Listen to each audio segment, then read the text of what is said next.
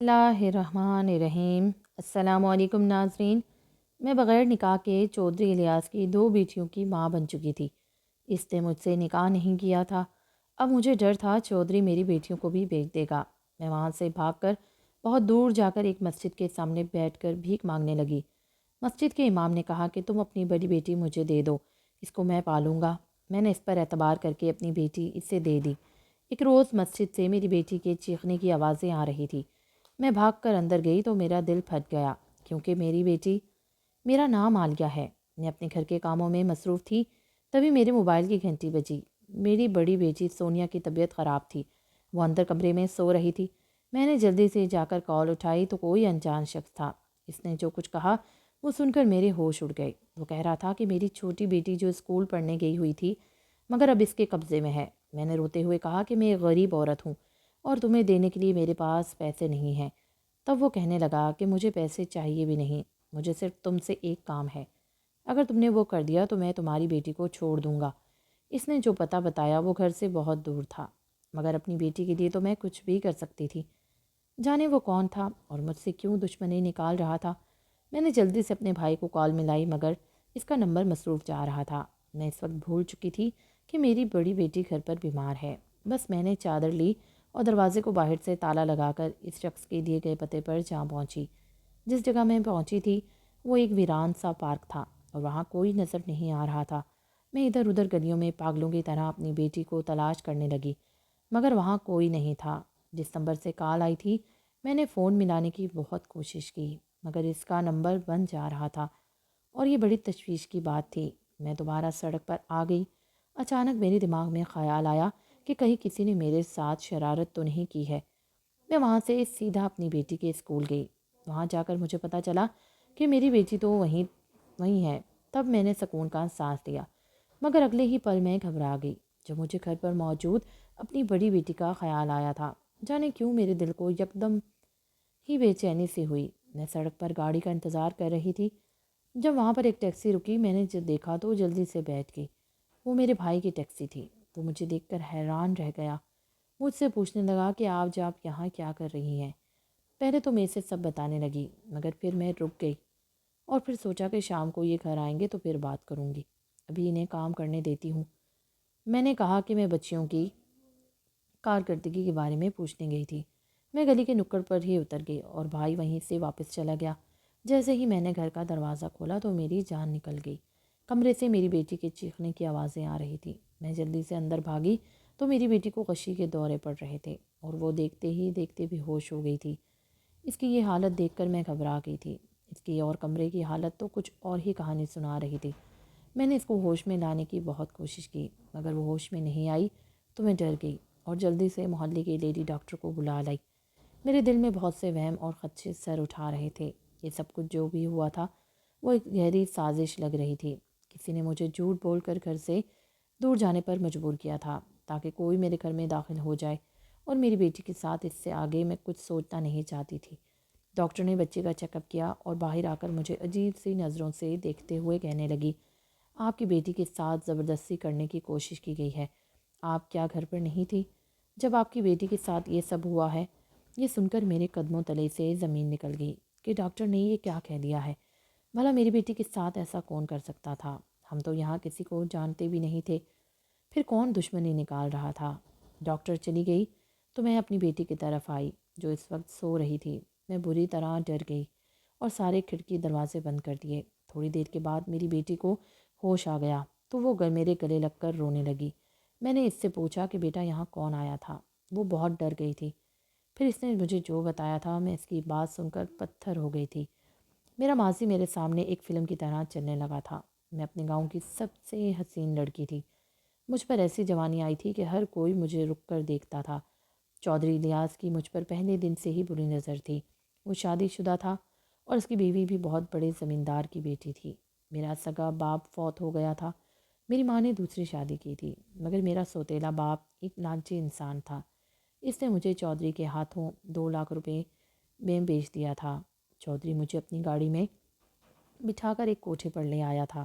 میں اب کوٹھے پر رہتی تھی۔ 5 سال تک چودھری مجھے بغیر نکاح کے استعمال کرتا رہا۔ اس دوران میں 2 بچیوں کی ماں بن گئی تھی۔ جب چودھری الیاس کا مجھ سے دل بھر گیا تو وہ مجھے کوٹھے والی کو بیچ کر چلا گیا تھا۔ اب میں ایک طوائف تھی، میں اب بھی اتنی حسین تھی کہ کوٹھے پر میری وجہ سے رونق لگ گئی تھی، گاہک میری طرف کھینچے چلے آتے تھے، سب کچھ اچھا چل رہا تھا اور میں اپنی بیٹیوں کے ساتھ خوشگوار زندگی بسر کر رہی تھی۔ مجھے میرے ماں باپ دونوں یاد نہیں آتے تھے کیونکہ انہوں نے میرے بھی ساتھ کوئی اچھا سلوک نہیں کیا تھا۔ 8 سال کا عرصہ ایسے ہی گزر گیا۔ میری دونوں بیٹیاں اب جوان ہو رہی تھی، مگر اب کوٹھے کا ماحول بہت ہی عجیب لگا تھا۔ اب نہ تو اتنے گاہک آتے تھے اور نہ ہی اتنی کمائی ہوتی تھی۔ چودھری الیاس نے بھی آنا جانا چھوڑ دیا تھا۔ پہلے جب وہ آتا تھا تو کوٹھے کی مالکن کو بہت سا پیسہ دے کر جاتا تھا، مگر اب اس نے میرے ساتھ سب تعلق ختم کر دیے تھے، جس کی وجہ سے کوٹھے کی مالکن کا موڈ اکثر خراب رہتا تھا۔ وہ ہر روز کسی نہ کسی لڑکی کو کسی عیاش آدمی کے ہاتھ بھیج دیتی تھی۔ میرے ساتھ والی طوائف کی 10 سال کی بیٹی تھی اور اسے بھی زبردستی کسی کے گھر بھیج دیا گیا تھا، اور اب مجھے یہ لگ رہا تھا کہ یہ سب میری بیٹیوں کے ساتھ بھی ہونے والا ہے۔ یوں تو میں ایک طوائف ہی تھی، مگر ایک طوائف بھی تو آخر ماں ہوتی ہے، چاہے وہ نہ میری ناجائز بیٹیاں تھیں، مگر میں نے تو انہیں خود جنم دیا تھا، میں ان سے محبت کیسے کم کر سکتی تھی؟ اس لیے میں ہر وقت فکر مند ہی رہتی تھی۔ میری بڑی بیٹی 12 سال کی تھی اور چھوٹی 10 سال کی تھی۔ اس پورے کوٹھے پر سب سے زیادہ حسین لڑکیاں میری بیٹیاں ہی تھیں، کیونکہ وہ مجھ پر گئی تھی۔ کوٹھے کی مالکن نے ابھی تک ان کا سودا نہیں کیا تھا کیونکہ اس کو اپنی من پسند قیمت نہیں مل رہی تھی، مگر میں جانتی تھی جیسے ہی کسی خریدار نے اس کو اس کے منہ مانگے پیسے دے دیے تو وہ میری بیٹیوں کا سودا کر دے گی۔ اسی سوچ نے میری راتوں کی نیند اور دن کا سکون غارت کر رکھا تھا۔ ایک دن ایک بڑی سی گاڑی آ کر رکی اور میں دہل کر رہ گئی، کیونکہ یہ گاڑی تب ہی آتی تھی جب یہاں پر کسی بچی کا سودا ہونے والا ہوتا تھا، اور یہاں اب بس میری بیٹیوں کے علاوہ کوئی بچیاں بھی نہیں تھیں۔ اب میری بیٹیوں کی باری تھی۔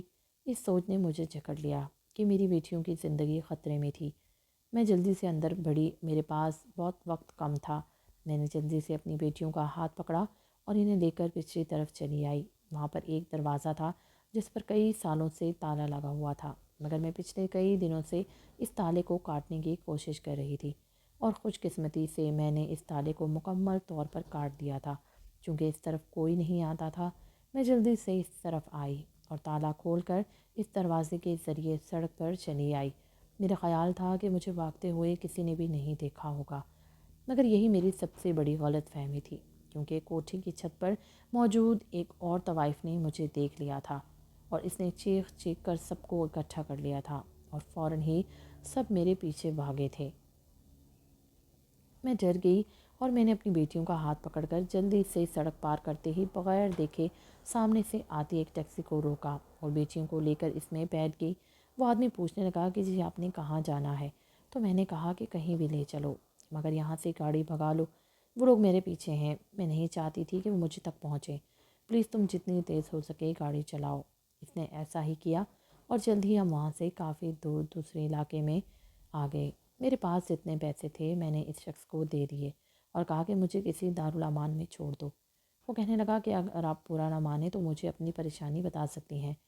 میں نے اسے جھوٹ موٹ کہہ دیا کہ میرا شوہر میری بیٹیوں کو مارنا چاہتا تھا، اس لیے میں نے اپنے سسرال سے اپنی بیٹیوں کو لے کر فرار ہو گئی ہوں اور اب مجھے کہیں پناہ چاہیے۔ تب وہ آدمی کہنے لگا کہ آپ مجھے اپنا بھائی ہی سمجھو اور آپ میرے گھر پر آ کر رہ سکتی ہیں۔ وہ شخص دیکھنے سے ہی ایک مولوی معلوم ہو رہا تھا اور اس لیے میں نے اس پر بھروسہ کر لیا اور میں اس کے ساتھ اس کے گھر پر آ گئی۔ وہ کہنے لگا میں اپنے محلے کی مسجد کا مولوی ہوں اور فارغ وقت میں کبھی کبھار ٹیکسی چلا لیتا ہوں۔ آپ کو میں بہن کہا ہے تو آپ بے فکر ہو کر میرے گھر پر رہ سکتی ہیں۔ میں نے اس کا بہت شکریہ ادا کیا۔ کوئی اور آدمی ہوتا تو شاید میں منع کر دیتی، لیکن وہ چونکہ ایک مولوی تھا تو اسی لیے میں مطمئن ہو کر اس کے گھر میں آ گئی۔ ویسے بھی ابھی میں کہیں اور جانے کے قابل نہیں تھی، نہ تو میرے پاس پیسے تھے اور نہ ہی کوئی اور ٹھکانہ۔ اس نے میرا اور میری بیٹیوں کا خیال رکھنا شروع کر دیا۔ وہ ہماری ہر ضرورت پوری کرتا تھا۔ اس نے محلے میں بھی سب کو یہی کہہ رکھا تھا کہ یہ میری بیوہ بہن اور اس کی بیٹیاں ہیں، اس لیے کوئی ہم پر بات نہیں کرتا تھا، ورنہ تو یہ معاشرہ مجھے جینے نہ دیتا۔ چونکہ میں ایک طوائف رہ چکی تھی اور شہر کے بہت سارے لوگ مجھے پہچانتے تھے، اس لیے تو میں کبھی گھر سے باہر نہیں نکلتی تھی، اور میرے اسی منہ بولے بھائی نے میری بیٹیوں کو خود جا کر اسکول میں داخل کروایا تھا۔ وہی گھر کے اور باہر کے سارے کام کرتا تھا۔ وہ میری بیٹیوں سے بہت پیار کرتا تھا اور میری بیٹیاں بھی اس کو ماموں ماموں کہتی تھیں۔ ایسا لگتا ہی نہیں تھا کہ وہ ان کا سگا ماموں نہیں ہے۔ اس نے مجھے سگی بہنوں والا مان اور مرتبہ دیا تھا۔ میں نے آج تک اسے اپنے ماضی کے بارے میں نہیں بتایا تھا اور نہ ہی اس نے پوچھا تھا۔ ہماری زندگی کے دن اچھے گزر رہے تھے، مگر پھر میں نے اپنی بڑی بیٹی کو نوٹ کرنا شروع کیا کہ وہ ڈرنے لگی ہے اور ہر آہٹ پر چونک جاتی ہے۔ اس کی دن بدن خراب ہوتی حالت کو دیکھ کر میں پریشان تھی کہ میری بچی نے کھانا پینا اور ڈرنا کیوں شروع کر دیا ہے۔ میں نے اس سے بہت پوچھنے کی کوشش کی، مگر وہ کچھ بتانے کو تیار ہی نہیں ہوتی تھی، بس سہمی سی رہتی تھی۔ اور میرا وہ منہ بھولا بھائی تو صبح گھر سے نکلا شام کو گھر آتا تھا۔ میں اکیلے کہیں بیٹی کو لے کر نہیں جانا چاہتی تھی، ورنہ اسے ڈاکٹر کے پاس ہی لے جاتی، اور آج جو کچھ ہوا تھا اس پر تو مجھے ابھی تک یقین نہیں آ رہا تھا۔ میں اپنی بیٹی سے پوچھا کہ مجھے بتاؤ تو صحیح کہ وہ کون تھا جس نے تمہارے ساتھ یہ حرکت کی ہے؟ کیا تم نے اس شخص کا چہرہ دیکھا تھا؟ میری بیٹی ہچکچا کر کہنے لگی کہ میں آپ کو بتا تو دوں مگر آپ یقین نہیں کریں گی۔ میں چونک گئی۔ تو کیا میں اس شخص کو جانتی تھی؟ کہیں وہ کوٹھے سے تو تعلق نہیں رکھتا تھا؟ میں ہچکچا کر کہنے لگی۔ میری بیٹی روتے ہوئے بولی، اماں وہ ماموں تھے۔ ایک لمحے کو ایسا لگا جیسے میرے سامنے زمین آسمان گھوم گیا ہو۔ میں نے بے یقینی سے اپنی بیٹی کو دیکھا۔ وہ ایسا کیوں کہہ رہی تھی؟ وہ تو اتنا نیک شخص تھا، مجھے اپنی بہن مانتا تھا اور میری بیٹیوں سے بھی پیار کرتا تھا، پھر وہ میری بیٹی کے ساتھ ایسا کیسے کر سکتا تھا؟ بیٹی روتے ہوئے کہنے لگی، ماموں مجھے بہت پریشان کرتے ہیں۔ میں کافی دنوں سے آپ کو بتانا چاہ رہی تھی مگر میری ہمت نہیں ہو رہی تھی۔ مجھے لگا آپ الٹا مجھے ہی ڈانٹیں گی اور میری بات کا یقین بھی نہیں کریں گی۔ میں نے اپنی بیٹی کی حالت دیکھی تھی، وہ جھوٹ کیسے بول سکتی تھی؟ شاید اس کی نیت میں فتور آ گیا تھا۔ میں نے سوچ لیا تھا کہ اب بس مجھے یہاں نہیں رہنا۔ شاید اس کو میری ماضی کا پتہ چل گیا ہوگا، اسی لیے اس نے سوچا ہوگا کہ کون سا میرے پیچھے کوئی آئے گا، اب وہ جیسے چاہے ہمارا فائدہ اٹھا سکتا ہے۔ میں نے جلدی سے اپنے اور اپنی بیٹیوں کے کپڑے بیگ میں ڈالے، اور جیسے ہی میری چھوٹی بیٹی اسکول سے واپس آئی تو میں بچیوں کو لے کر جیسے ہی گھر سے نکلنے والی تھی تو سامنے اس کو دیکھ کر ہوش اڑ گئے۔ اس نے بیگ اور ہمیں حیرانی سے دیکھا اور پوچھنے لگا کہ بہن تم بچیوں کو لے کر کہاں جا رہی ہو؟ وہ عموماً اس وقت گھر نہیں آتا تھا، وہ مسجد میں ہوتا تھا یا پھر ٹیکسی چلانے چلا جاتا تھا، مگر آج اس وقت کیوں آ گیا تھا؟ میں اس سے لڑ نہیں سکتی تھی۔ میں نے بہانہ بنایا کہ کہا کہ میں اپنے سسرال واپس جانا چاہ رہی ہوں۔ آج راستے میں مجھے میری ساس ملی تھی، اس نے مجھے گھر واپس بلایا ہے۔ یہ سن کر وہ چونک گیا، پھر کہنے لگا، ایسے کیسے جاؤ گی؟ میں تم کو روکنے کا حق تو نہیں رکھتا، مگر اکیلے کیسے جانے دوں؟ تم لوگ ٹیکسی میں بیٹھو، میں چھوڑ کر آتا ہوں۔ میں اس شخص کے ساتھ ایک منٹ بھی نہیں رہنا چاہتی تھی، مگر میں اسے شک بھی نہیں ہونے دینا چاہتی تھی، اسی لیے میں خاموش رہی۔ اچانک بڑی بیٹی نے ہاتھ جھڑایا اور کہنے لگی، ہم کہیں نہیں جا رہے، ہم سب یہیں رہیں گے۔ یہ کہہ کر وہ اندر بھاگ گئی اور میں حیرانی سے دیکھتی رہ گئی۔ اس کا رویہ مجھے سمجھ نہیں آ رہا تھا۔ ایک طرف تو وہ مجھے کہہ رہی تھی کہ یہ شخص ٹھیک نہیں ہے، اور دوسری طرف اسی کے گھر پر رہنے پر اصرار بھی کر رہی تھی۔ آخر یہ کیا ماجرا ہے؟ میں نے اپنی بیٹی اور اپنے منہ بھولے بھائی دونوں پر نظر رکھنی شروع کر دی۔ مجھے بظاہر ایسا کچھ بھی نہیں لگا کہ وہ میری بیٹی میں دلچسپی لے رہا ہے، مگر جب بھی میں کسی کام سے باہر نکلتی تھی مجھے ایسا لگتا تھا کہ جیسے کوئی مجھ پر نظر رکھے ہوئے ہے۔ اس دن بھی میرا گھر سے باہر نکلنا ضروری تھا کیونکہ میں کپڑے سلائی کرتی تھی اور اسی لیے بازار سے کچھ سامان وغیرہ لانا تھا۔ میں روڈ پر گاڑی کا انتظار کر رہی تھی کہ اچانک میرے فون پر بیل بجی۔ دیکھا تو انجان نمبر سے میسج آیا ہوا تھا، لکھا تھا کہ اپنے منہ بولے بھائی کی اصلیت دیکھنا چاہتی ہو تو فوراً بس اسٹاپ پر آ جاؤ، تمہیں سب پتہ چل جائے گا۔ میں تو ڈر ہی گئی تھی کہ یہ کون میرے پیچھے پڑ گیا ہے اور اسے میری ایک ہی حرکت کی خبر ہے۔ میں جاننا تو نہیں چاہتی تھی مگر پھر بھی نہ چاہتے ہوئے بس اسٹاپ پر چلی گئی تاکہ دیکھ سکوں کہ کوئی مجھے وہاں پر بھیج رہا ہے تو کیوں بھیج رہا ہے، آخر ایسا کیا ہوا ہے وہاں۔ بس اسٹاپ کے شروع میں ہی مجھے وہ منظر نظر آ گیا جس کے لیے مجھے میسج کر کے یہاں آنے کو کہا گیا تھا۔ میرا وہاں منہ بھولا بھائی کسی عورت کے ساتھ کھڑا باتیں کر رہا تھا، اور وہ عورت کوئی اور نہیں اسی کوٹھے کی مالکن تھی جہاں سے میں فرار ہوئی تھی۔ آخر وہ دونوں کیوں مل رہے تھے اور اس عورت کو وہ کیسے جانتا تھا؟ کہیں وہ دونوں آپس میں ملے ہوئے تو نہیں تھے؟ میں بری طرح گھبرا گئی تھی اور بھاگتے ہوئے گھر واپس آئی اور ایک بار پھر اس گھر سے نکلنے کا ارادہ کر لیا، مگر بڑی بیٹی آڑے آ گئی، کہنے لگی، اماں ہم اس گھر میں محفوظ ہیں، یہاں سے باہر جائیں گے تو اچھا نہیں ہوگا۔ میں الجھ گئی اور کہا کہ یہ تم کیا کہہ رہی ہو؟ ایک طرف تم یہ کہتی ہو کہ ماموں نے تمہارے ساتھ برا کرنے کی کوشش کی ہے، اور دوسری طرف تم اس گھر سے جانا بھی نہیں چاہتی۔ آخر کیا چھپا رہی ہو مجھ سے؟ میری بڑی بیٹی بری طرح گھبرا گئی تھی۔ اس کے تاثرات میں سمجھنے سے قاصر تھی کہ وہ کیا کہنا چاہ رہی ہے۔ وہ کچھ کہنے لگی مگر بولتے بولتے رک گئی اور کچھ کہے بغیر کمرے میں بھاگ گئی۔ میں نے سر پکڑ لیا۔ میرے آس پاس کیا ہو رہا تھا میں کچھ سمجھ نہیں پا رہی تھی۔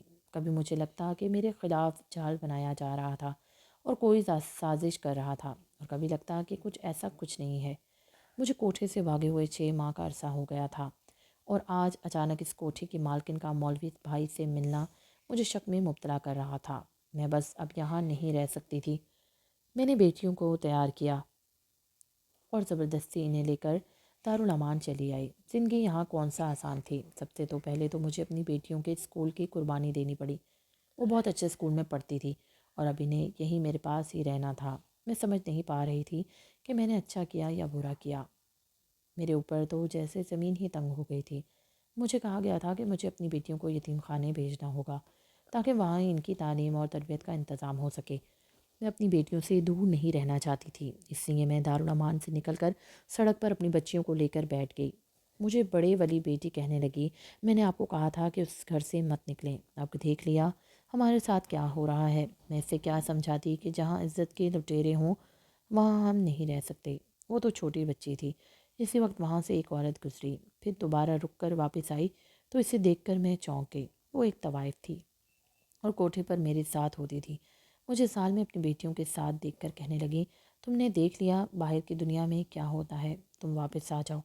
اب حالات بہتر ہو گئے ہیں، اب کوئی تمہیں تمہاری بیٹیوں سے دور نہیں کرے گا، بلکہ جو لڑکیاں کوٹھے سے بھیج دی گئی تھی وہ بھی واپس آ گئی ہیں تھی۔ مجھے اب بھی یہ لگ رہا تھا کہ وہاں میری بیٹیاں کم از کم محفوظ تو تھیں۔ شاید مجھے واپس چلے جانا چاہیے تھا۔ اس سے پہلے کہ میں اس کے ساتھ جاتی، میری بڑی بیٹی ایک دم چلا کر بولی، ہم آپ کے ساتھ نہیں جائیں گے، آپ سب گندے لوگ ہیں۔ امی ہم ماموں کے گھر جائیں گے۔ میں نے چلا کر کہا کہ اس روز جب میں گھر پر نہیں تھی تو تمہارے ماموں نے تمہارے ساتھ برا کیا تھا، یاد کرو۔ میں جب آئی تو تم بے ہوش تھی اور تم نے کہا تھا کہ میرے ساتھ یہ سب مولوی ماموں نے کیا ہے۔ وہ روتے ہوئے کہنے لگی، امی میں نے جھوٹ بولا تھا، امی میں ڈر گئی تھی، انہوں نے مجھے جھوٹ بولنے کو کہا تھا۔ وہی بڑی آنٹی جو کوٹھے پر ہوتی تھی وہ شاید کوٹھے کی مالکن کی بات کر رہی تھی۔ میں تو حیران رہ گئی تھی، اس نے جھوٹ بولا تھا اور میں سچ سمجھ کر مولوی بھائی کو غلط سمجھ رہی تھی۔ اسی وقت ہمارے پاس ایک ٹیکسی آ کر رکی۔ میرا منہ بھولا بھائی ہمیں ڈھونڈتا ہوا یہاں تک پہنچ گیا تھا۔ اس نے کہا، مجھ سے ایسی کیا غلطی ہو گئی تھی جو تم لوگ مجھے بتائے بغیر میرے گھر سے چلے گئے؟ میں نے کہا کہ بھائی آپ شاید میرے ماضی سے واقف نہیں ہیں۔ وہ میری بات کاٹنے کر کہنے لگا کہ میں تمہارے ماضی سے اچھی طرح واقف ہوں۔ آپ کو ڈھونڈتے ہوئے کوٹھے کی مالکن کئی بار میرے پاس آئی تھی اور آپ کی واپسی کا تقاضا بھی کیا ہے، مگر میں نے ہر بار منع کر دیا۔ وہ کوٹھے کی مالکن مجھے دھمکیاں دے کر رہی تھی، مگر میں نے اس سے ڈرنے والا نہیں ہوں۔ ایک دم سے میری آنکھوں سے جیسے گرد چھٹنے لگی تھی۔ میں فضول میں ان پر شک کرتی رہی اور انہیں غلط سمجھتی رہی، جبکہ ان کا تو کوئی قصور ہی نہیں تھا۔ میری بیٹی مجھ پر کہنے لگی، اس دن آپ گھر پر نہیں تھی تو وہی کوٹھے کی مالکن کچھ آدمیوں کے ساتھ گھر پر آئی تھی، انہوں نے مجھے بہت مارا اور میرے کپڑے پھاڑ دیے تھے۔ پھر کہنے لگی کہ اگر امی پوچھے تو کہنا کہ یہ سب ماموں نے کیا ہے، اور اگر میں نے جھوٹ بولا تو اسی طرح میری چھوٹی بہن کو بھی ماریں گی۔ میں ڈر گئی اور میں نے آپ سے جھوٹ کہہ دیا۔ وہ طوائف جو کچھ دیر پہلے مجھے ساتھ لے جانے کے لیے قائل کر رہی تھی کہنے لگی، بہن مجھے معاف کر دو، اصل میں سارا پلان کوٹھے کی مالکن کا تھا، وہ اب تمہیں زبردستی نہیں لے جا سکتی کیونکہ تمہارا یہ بھائی ایسا ہونے نہیں دے گا۔ اس لیے اس نے ڈبل چال چلی، ایک طرف تو تمہیں اپنے بھائی کی طرف سے بدگمان کر دیا تاکہ وہ تم کو گھر چھوڑ کر کہیں اور چلے جاؤ، پھر تمہارے حالات ایسے پیدا کر دیے مشکلات پیدا ہو جائیں، تم خود مجبور ہو جاؤ اور وہاں سے واپس آ جاؤ۔ ابھی بھی میں انہی کے کہنے پر تم سے جھوٹ بول رہی تھی کہ وہاں سب ٹھیک ہو گیا ہے، حقیقت تو یہ ہے کہ وہاں کچھ بھی ٹھیک نہیں ہوا۔ تم اپنے اسی بھائی کے ساتھ واپس چلی جاؤ جہاں تم محفوظ رہو گی۔ میں نے بھائی سے معافی مانگی اور دوبارہ ان کے ساتھ گھر جانے کو تیار ہو گئی۔ اس بار وہ میرا منہ بولا بھائی مجھے اپنے گاؤں چھوڑ آیا تھا، جہاں پر میں اس کے والدین اور اس کی بیوی کے ساتھ رہتی ہوں۔ سب گھر والے مجھ سے اور میرے بچوں سے بہت پیار کرتے ہیں، ہم سب مل کے گھر کے کام کرتے ہیں۔ میں دن رات اللہ تعالیٰ سے اپنے گناہوں کی معافی مانگتی ہوں اور اپنے بھائی کے لیے دعائیں کرتی ہوں جس نے میری زندگی میں آ کر میری زندگی خوشیوں سے بڑھتی تھی۔